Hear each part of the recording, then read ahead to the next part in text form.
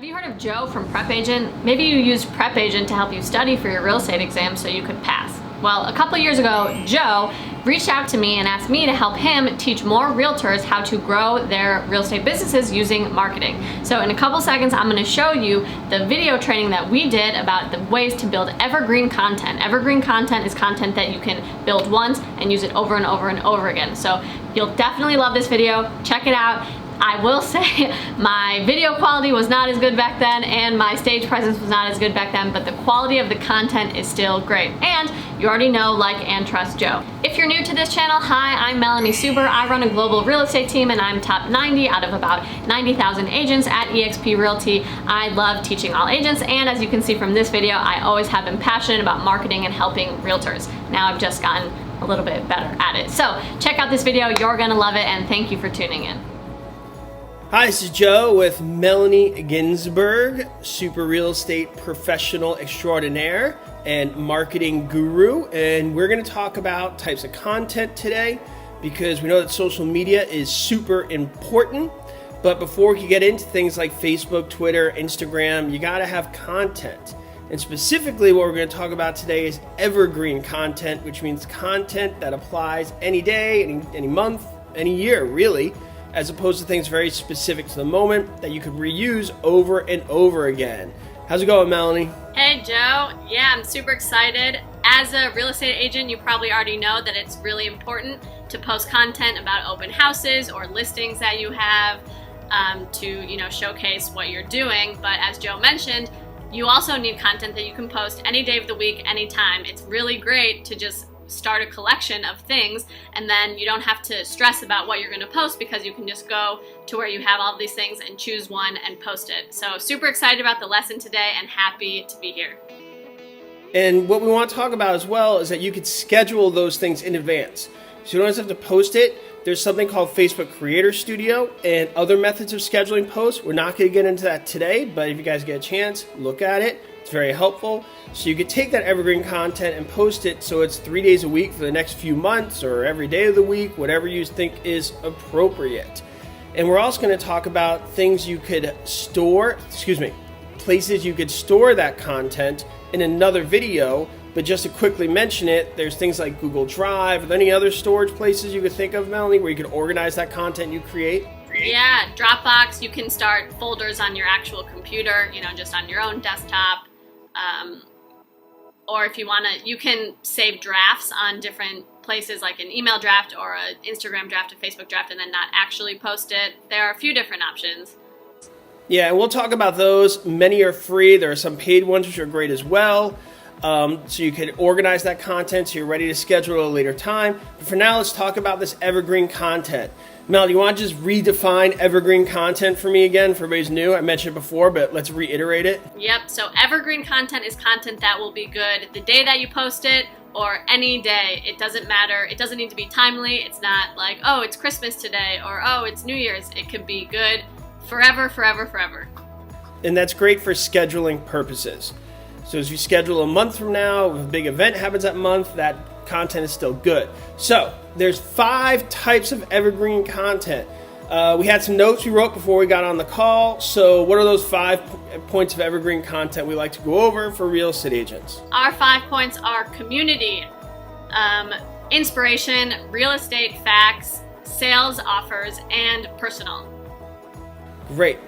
Let's go backwards with this. Let's start from the last one. I was thinking about what you said, and I'm like, let's go backwards. First, you got the personal, okay? And the reason I wanted to start with that one, because I can't emphasize enough, don't use your personal account for your business. Separate the two. That applies to Facebook, Instagram, and many other social media platforms, okay? You don't want to talk about personal things for your business. You want to be strategic. So if you do reveal personal facts on your business profile, it's with intent. And so what kind of personal facts would be relevant to put on your business profile? They're things to make you relatable to your customers. For example, if you like surfing, then post something about surfing. If you coach the Little League baseball team, post that. You don't post things you post on your personal, like your opinion about your ex or about your kid's new boyfriend, things like that. You don't want to post in your business. That stuff's safe for your personal profile. Or, when you went on vacation and you drank too much, personal profile stuff. but personal information that applies to your business profile are things that make you more human, more relatable. Maybe you like cupcakes. I don't know. Melanie, help me out here. Give me some more examples of personal information that'd be good for your business profile. Yeah, like Joe said, anything that makes you seem human. You don't want to just be a robot. People don't want to hire a real estate agent that only talks about houses all day long, because if they're a buyer, they're going to be hanging out with you and looking at houses, and that's boring. So really, be true to who you are. If you, like he said, if you like surfing, if you like cupcakes, but if you don't like those things, don't talk about them. You know, definitely don't talk about your night out drinking last night, but if you went out to a piano bar because you've been studying piano for 5 years, that's something interesting and classy that you can share, and your readers will feel like they know you, and you become a 3D person to them, and then they'll be more likely to hire you. Yeah, there's 2 points to that. One, you got to remember this is a personal service.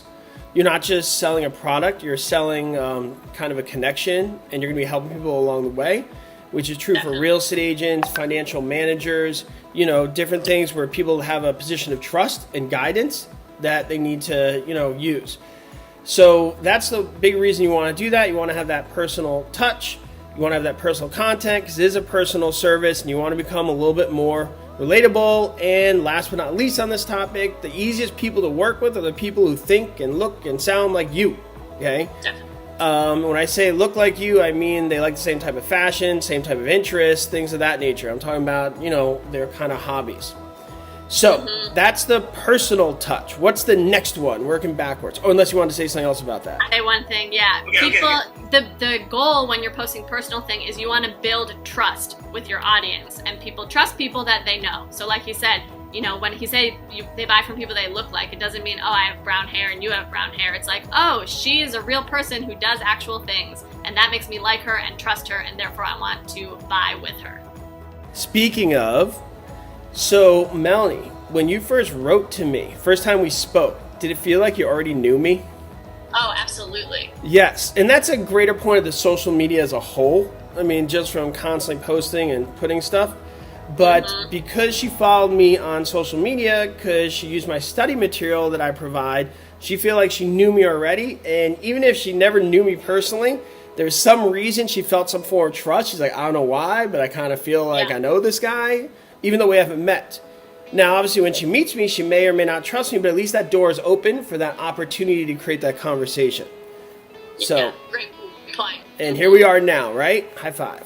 Here we are now. Okay, so what's the next point? So the next point is real estate facts. So if you want to post things about, you know, what it's like to be a realtor, like what the home buying process is, how to raise your credit score, what it looks like after, in between when a property is under contract and the actual closing, things like that the average person doesn't know about real estate. And big point about that, don't assume things. Like you said, how to raise your credit score. I'm going to take a step back. Why not do a post defining what a credit score is? Because a lot of people don't always know this. And if you're wondering, where can I get real estate facts? Well, remember that real estate exam you studied for, or maybe you're studying for now? You could post how big an acre is, what a commercial acre is, what a listing is, what it means. There's a lot of great information in your studies where people say, oh, it's not relevant, it's not relevant. It's more relevant than you think. If you go to a real estate agent and you say, what's a deed? And they're like, I don't know. You're going to be like, I don't know if I want to work with you. And you could post on your social media the definition of a deed. And people who buy a home, they hear the word deed a lot.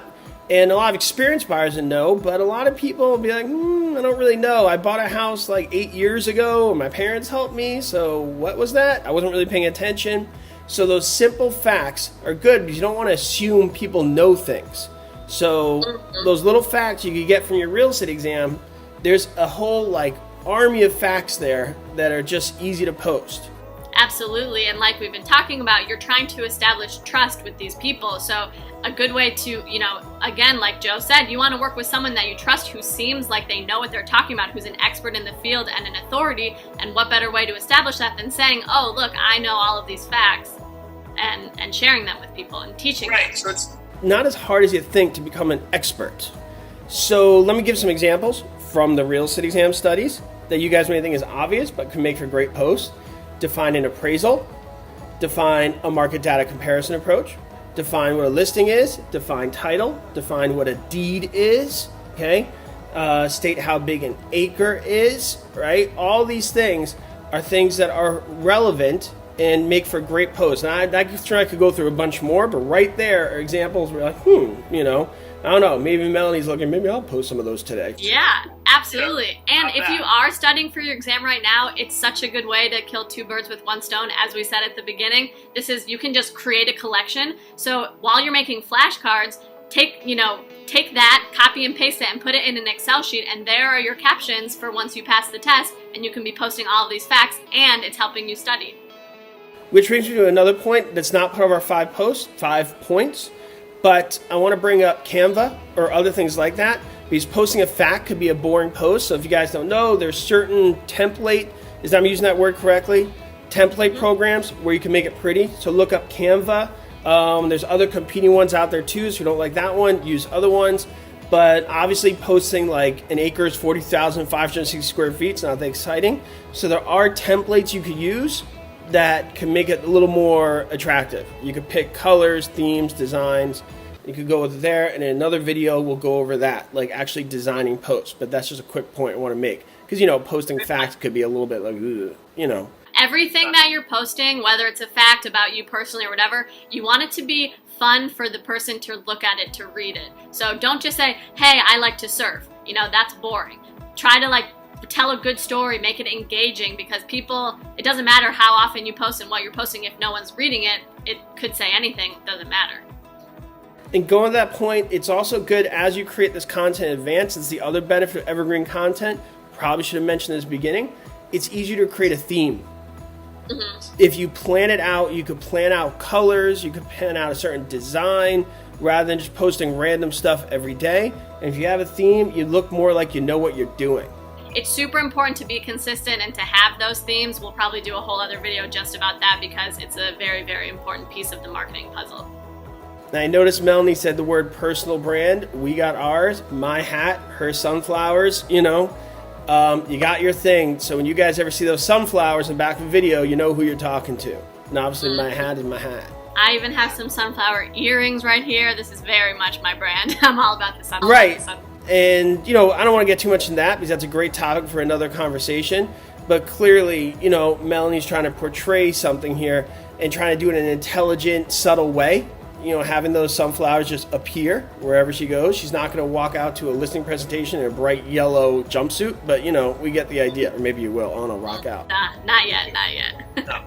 Okay, so let's go to the next point. So the next one is sales offers, which is super important. Joe, you want to cover this one? Sure. So you don't want to do any one of these things too much, but you got to include them. And one of the ones you got to include is selling yourself.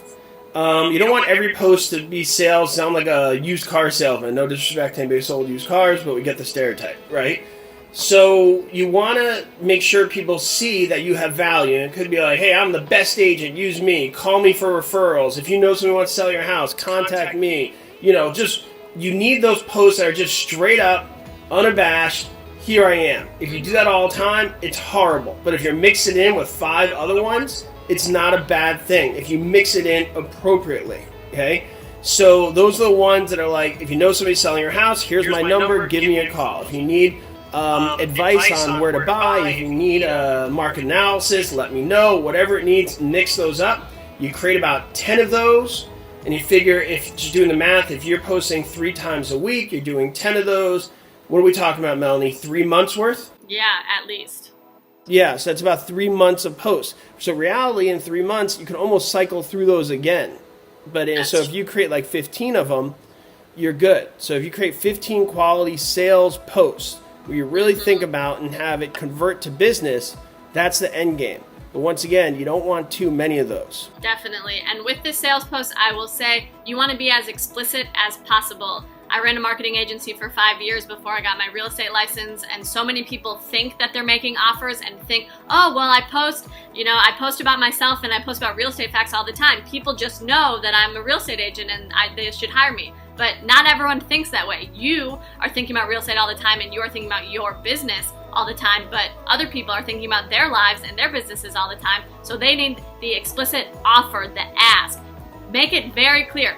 send me a message if you want my help, or if you have any questions, please reach out, etc., because you want to make it as easy as possible for someone to hire you.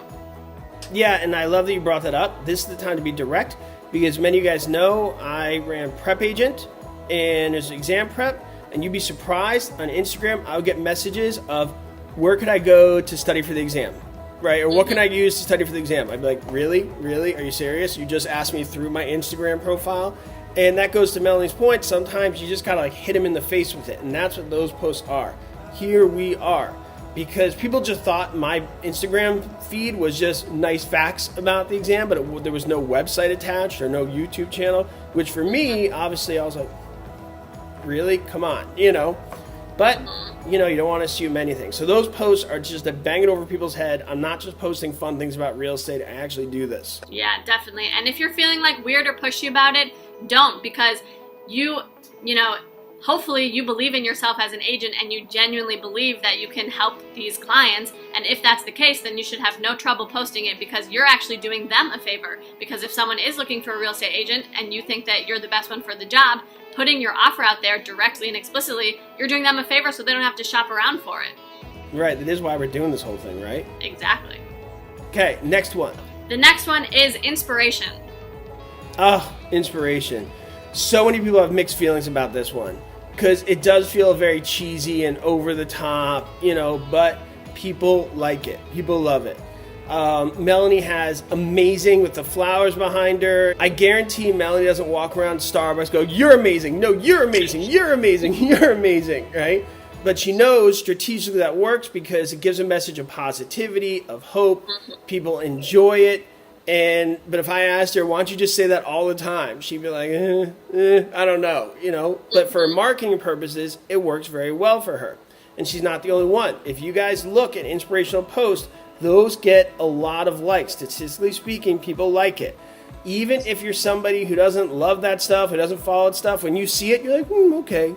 And you like it. You hit a little like button, all right, I get where they're going with this. Once again, as long as you don't do it too much. If every post is you could do it, you could do it, you could do it, people are going to read it and be like, oh, shove it, Rainbow Bright, it's enough, But if it's mixed in with the other things, it's highly effective. And if you don't know how to write the inspirational stuff, don't plagiarize others, but read others, get ideas from it, and then apply it to your life. So you could read an inspirational post, think about your life and edit it a little bit, tailor it, massage it, and before you know it, it's your own post. So you could use those as a springboard without plagiarizing from other people. Yeah, and something that I can guarantee almost every single person watching this can or will soon be able to post is your experience studying for your exam. Like, it's hard work, and I'm sure you wanted to quit or give up or you got bored at some time. Tell that story. Say there are things in life that, we don't want to do, but perseverance is the key, and don't give up. And then I passed, and if there's something that you're struggling with, you can do it too. Easy story right there. And if you really like it, you can quote somebody else. I don't love that. I think it's a little lazy. But, if somebody says something truly awesome and you're just like, you know what, I don't want to modify that one bit, just give them credit. If it's another Instagram profile, link back to them, so they get some credibility for it. Credibility is not the right word.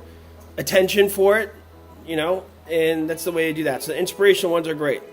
Last but not least, community posts. These are actually my favorite because this is what the business is. We're in the real estate industry to buy and sell houses, to show up as fiduciaries for our community. So post about it. So what does that mean? So that means you could post, a street with a lot of houses on it. You could post the community library. You could post the beach, the hiking trails. I don't know where you guys live, but something beautiful about your community. You're not selling a home, you're selling the community. All right, people are going to leave their house periodically. All right, so you got to sell the whole community. A lot of you guys may think, well, why not just put a picture of the house? Why does it have to be a street with the houses? One, Mel and I are talking, we're not sure the legalities of posting houses without people's permission in your certain areas. You got to check into that. Also, that's not really evergreen content. If you're doing real estate, you should be in the moment posting a picture of a house. So that stuff is stuff you see, you go to open houses, pick a picture, put it on your Instagram. You see something for sale, you do a listing, take pictures, post it on your Instagram. What we were talking about today is content that lasts no matter what day, week, month, or year. that is going to be integrated with the stuff that you post within the moment. The stuff that you post within the moment are special events that happen to you, maybe, or something that's, takes you by a moment, and homes and properties that you want to feature at that specific time. Yeah, spot on. And I think, if you're new to social media and like you're just feeling a little overwhelmed, the easiest way to think about it is like when someone comes to your page, they want to think real estate right away, and they also want to think real estate in your city. So that's why posting these things kind of does both of those. It really establishes yourself as the expert of your community and the real estate agent of your community, which is exactly what you want your audience to think that you are. That's what you are.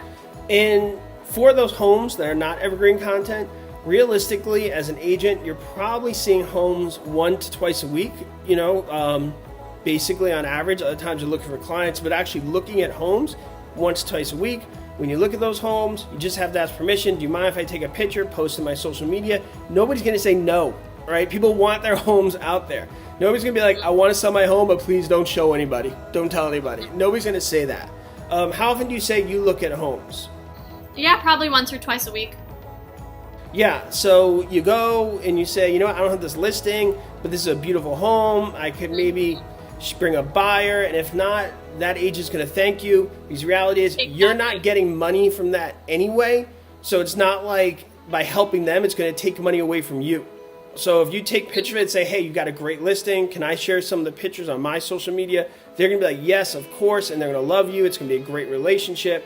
And then you have that content. You don't have to worry about helping competition, because you guys got to realize you're not really competing with every single other agent. You kind of have to work with them.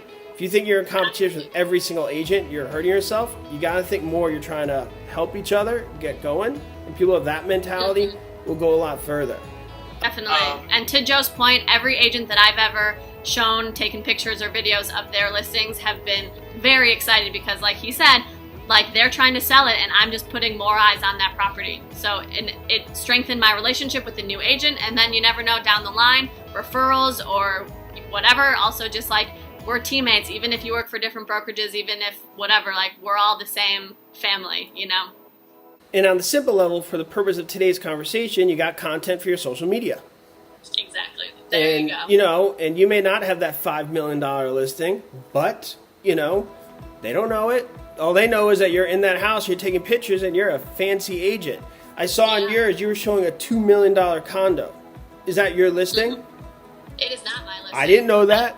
I just know Melanie was in a $2 million condo. I was like, that's nice. And I want to call Melanie and be like, I want to have a $2 million condo. I'm a baller. You see the hat? I could get that, And look at that. My plan is working. That's exactly why when I said, what house do I want to show? I could show a $300,000 house or a $2 million condo. I definitely chose a $2 million for that exact reason. Not that there's anything wrong with showing a $300,000 house. I mean, there's wrong with taking bad pictures of that house. But if you could kind of show everything, it all depends who you want to work with. Anyway, but the point is that community content's valuable. And just to review our 5 points of evergreen content that you want to create and you want to store and you want to schedule out. And this is important. You can start this now, even if you haven't passed your exam, or if you're a new agent, or maybe you've been practicing for years and you need to kind of make up some ground. What we said, you got that list of notes? Yep, we got personal. We got real estate facts.